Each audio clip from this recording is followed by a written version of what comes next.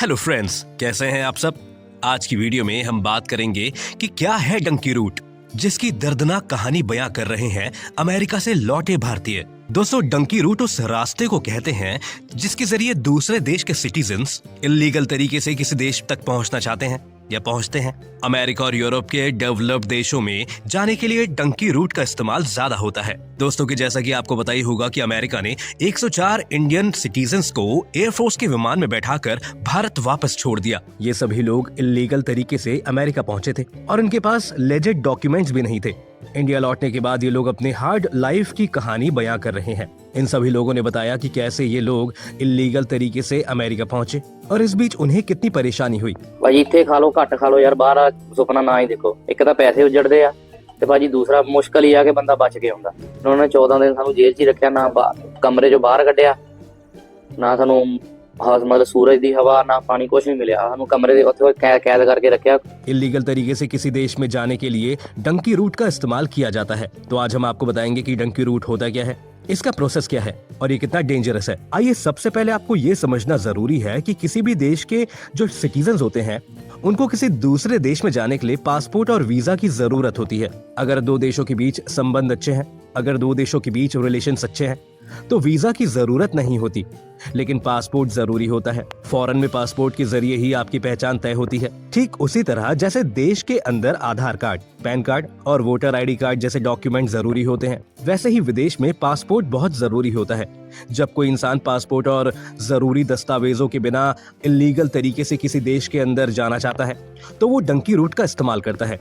आइए जानते हैं कि ये डंकी रूट होता क्या है। पंजाब में एक जगह से दूसरी जगह पर कूदने की क्रिया को डंकी कहते हैं। यहीं से डंकी रूट शब्द आया है।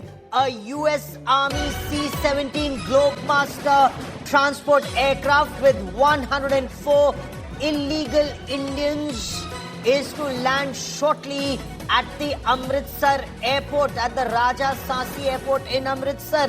These are Indians deported from the United States and this aircraft brings them back to India. There are 79 men, 25 women and 13 children who are being sent back after due legal process in the United States of America. इस रास्ते के जरिए आप एक देश से दूसरे देश तक पहुंच जाते हैं और लीगल तरीके पे किसी को पता नहीं चल पाता है कि आप किस देश में हैं। दूसरी स्टोरी ये भी कहती है कि किसी इलीगल तरीके से किसी देश जाने में लंबे समय तक गधे के समान पैदल चलना पड़ता है। इस वजह से भी इसे डंकी रूट कहा जाता है। साल 2023 में आई शाहरुख खान की फिल्म डंकी इसी पर आधारित है। दोस्तों, डंकी रूट के जरिए अमेरिका जाने वाले लोगों ने बताया कि इलीगल तरीके से किसी देश में जाना बेहद मुश्किल, जोखिम भरा और महंगा है। इंडियन सिटीजन्स इलीगल तरीके से अमेरिका जाने के लिए लाखों रुपए खर्च करते हैं। सिर्फ अमेरिका की बात करें तो एक से ज्यादा रास्तों के थ्रू इंडियन सिटीजन्स अमेरिका में अवैध तरीके से पहुंच सकते हैं। टाइम और मैनेजमेंट के हिसाब से अलग अलग रूट का किराया भी कम ज्यादा होता है। हालांकि जर्नी शुरू करने से पहले ही पूरा पैसा देना पड़ता है। जर्नी के दौरान एजेंट आपका रूट और अमेरिका पहुंचने का तरीका भी बदल देते हैं। इस टाइम जो ट्रैवलर्स होते हैं, एजेंट की बात मानने के अलावा कोई और रास्ता होता ही नहीं है। अगर किसी इंसान को अवैध तरीके से यूरोप के किसी देश में जाना है तो वो यूरोपीय संघ के शेंगेन क्षेत्र में टूरिस्ट वीजा ले सकता है। इस वीजा के जरिए 26 यूरोपीय देशों में बिना किसी रोक टोक के आना जाना हो सकता है। इसके बाद वो एजेंट की मदद से इलीगल तरीके से इंग्लैंड या किसी अन्य देश में घुस सकता है। ये एजेंट अक्सर फ्रॉड डॉक्यूमेंट से लेकर शिपिंग कंटेनरों के माध्यम से तस्करी के लिए मोटी फीस लेते हैं। हर साल थाउजेंड्स ऑफ इंडियंस जान को जोखिम में डालकर डंकी रूट के जरिए अमेरिका, कनाडा या यूरोपीय देशों में जाने की कोशिश करते हैं। दोस्तों, आपको बता दें कि डंकी रूट को चलाने वाले जो एजेंट संगठन में काम करते हैं, हर एजेंट का एक अपनी अपनी टेरिटरी होती है जिसमें वो काम करते हैं। अगर किसी को भारत से अमेरिका जाना है तो पहले वो भारत में मौजूद किसी एजेंट से कांटेक्ट करता है। ये एजेंट पैसे लेकर रूट, समय, देश और फ्रॉड दस्तावेज से जुड़े काम करता है। इसके बाद जो डंकी करना चाहते हैं उनको दुबई या किसी अन्य जगह ले जाया जाता है। वहां पहुंचने के बाद दूसरा एजेंट बस या टैक्सी के जरिए दूसरी जगह पर उनको ले जाता है। इस बीच नाव का इस्तेमाल भी होता है और जो डंकी करना चाहते हैं उनको सैकड़ों किलोमीटर पैदल भी चलना पड़ता है। पूरे रास्ते में कई बार एजेंट बदले जाते हैं। जो डंकी कर रहे होते हैं वो अवैध तरीके से कई देशों की सीमाएं पार करते हैं। दोस्तों, अब आपको बताते हैं कि डंकी करने के लिए मुश्किल रास्ता ही क्यों चुना जाता है। देखिए, हर देश अपनी बॉर्डर सुरक्षा के लिए सोल्जर्स तैनात करते हैं। देश के अंदर आने वाले सभी हवाई, पानी या सड़क के रास्ते पर सोल्जर्स तैनात होते हैं जो बिना किसी सही डॉक्यूमेंट्स के किसी को अंदर जाने की परमिशन नहीं देते। ऐसे में डंकी रूट उन्हीं रास्तों से बना होता है जिनमें सोल्जर्स ना हो। इसी वजह से डंकी रूट में समुद्र, जंगल, रेगिस्तान और सुनसान रास्तों का उपयोग किया जाता है। दोस्तों, ह्यूमन ट्रैफिकिंग अक्सर नई दिल्ली और मुंबई से प्रवासियों को संयुक्त अरब एमिरेट्स ले जाते हैं। फिर वो लैटिन अमेरिका में 1 दर्जन से ज्यादा जगहों पर ठहरते हुए अमेरिका मैक्सिको सीमा पर पहुंचते हैं। अमेरिका पहुंचने के बाद एजेंट जो यात्री होते हैं यानी कि जो डंकी कर रहे होते हैं उनको नकली कहानी बताते हैं। जब डंकी करने वाले पकड़े जाते हैं तो उन्हें नकली कहानी सुनानी होती है। इससे उन्हें अमेरिका में रहने के लिए जगह मिलने की संभावना ज्यादा हो जाती है। ज्यादातर कहानियां जो होती हैं वो गरीबी और समलैंगिकता के कारण होने वाली परेशानियों से जुड़ी होती हैं, क्योंकि अमेरिका में ऐसे लोगों को ज्यादा सहानुभूति मिलती है। अलग अलग रिपोर्ट्स के अनुसार डंकी रूट इक्वाडोर, बोलिविया या गुयाना जैसे लैटिन अमेरिकी देश में पहुंचने से शुरू होती है, जहां के लिए इंडियन सिटीजन्स आसानी से टूरिस्ट वीजा बनवा सकते हैं। कुछ एजेंट दुबई से मैक्सिको के लिए सीधे वीजा की व्यवस्था भी कर देते हैं।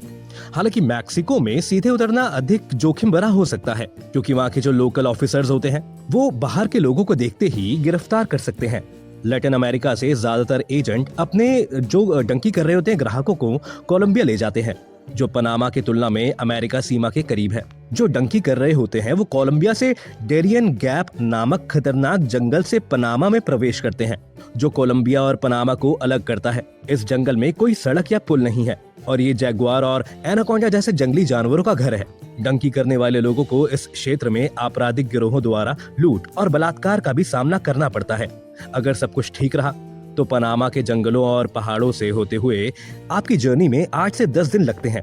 इसके बाद जो डंकी कर रहे होते हैं वो ग्वाटेमाला के साथ मैक्सिको की साउथ सीमा पर पहुंचने से पहले कोस्टा रिका और निकारागुआ में प्रवेश करते हैं। फिर वो मैक्सिको में एंटर करते हैं और वहां से अमेरिका में एंटर कर जाते हैं। दोस्तों, आपको बता दें कि मौसम की स्थिति, पॉलिटिकल स्थिति और ह्यूमन ट्रैफिकिंग नेटवर्क्स जैसे कारणों के चलते भारत से अमेरिका पहुंचने में 2 साल या उससे भी ज्यादा समय लग सकता है। अमेरिका और मैक्सिको के बीच बॉर्डर शेयरिंग के पास कई सुरंगें हैं। मैक्सिको में सक्रिय गिरोहों की मदद से इल्लीगल डंकी करने वाले लोग इन सुरंगों का इस्तेमाल अमेरिका के अंदर दाखिल होने के लिए करते हैं। सोर्सेस के अकॉर्डिंग आपको बताएं कि ऐसी ही एक सुरंग को VIP सुरंग माना जाता है। ये सुरंग अंधेरी और संकरी है और इसमें रेटल स्नेक, कीड़े और गर्मी जैसे जोखिम होते हैं। ये सुरंग मैक्सिको में सियुदाद जुआरेज को टेक्सास में एल पासो से जोड़ती है।